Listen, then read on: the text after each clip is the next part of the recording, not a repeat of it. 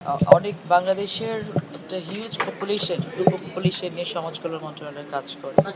মোর দেন 82% population নিয়ে কাজ করে, এবং যেটা চাচা বললেন যে আহ, এই পপুলেশনটা আসলে টোটালটাই হচ্ছে পিছিয়ে পড়া জনগোষ্ঠী কানেক্টেড। আমরা এখন যেটা ফিল করছি যে আমাদের প্রতিষ্ঠান আছে অসংখ্য, এই প্রতিষ্ঠানগুলোর একটু সমন্বয়ের অভাব আছে, কোঅর্ডিনেশনগুলোকে কীভাবে স্ট্রেংথেন করা যায়, আমরা কোয়ান্টিটিটা কমিয়ে কোয়ালিটিটাকে কীভাবে বেশি স্ট্রেংথেন করতে পারি সে বিষয়ে আগামী 3 দিন ধরে আমাদের একটা ওয়ার্কশপের মতো পরিচালিত হবে বিভিন্ন সেক্টরে বিভিন্ন পর্যায়ের কর্মকর্তাদেরকে নিয়ে। এবং সেটার বেসিসে আমরা কিভাবে, যেমন অসংখ্য অসংখ্য এতিমখানা আছে, অসংখ্য রিহ্যাবিলিটেশন সেন্টার্স আছে, অসংখ্য প্রতিবন্ধী স্কুল আছে, তো এদের সেবা বা শিক্ষা দানের মান কেমন হচ্ছে,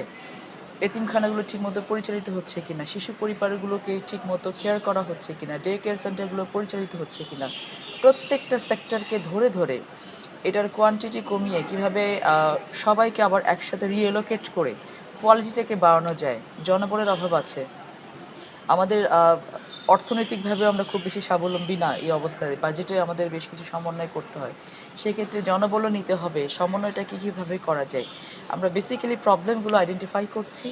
করে আমরা কিভাবে এই মন্ত্রণালয়টাকে আরও বেশি, জনগণ যেটা সম্পৃক্ততা তো আছেই, বাট এই সম্পৃক্ততাটা আসলে মানুষকে কিভাবে স্কিলড লেবার তৈরি করে বাংলাদেশের মেইন স্ট্রিমে, মেইন ইকোনমিতে এদেরকে কারেক্ট করা যায়, সেই পর্যায়টা মেইনলি আমরা কাজ করার চেষ্টা করছি।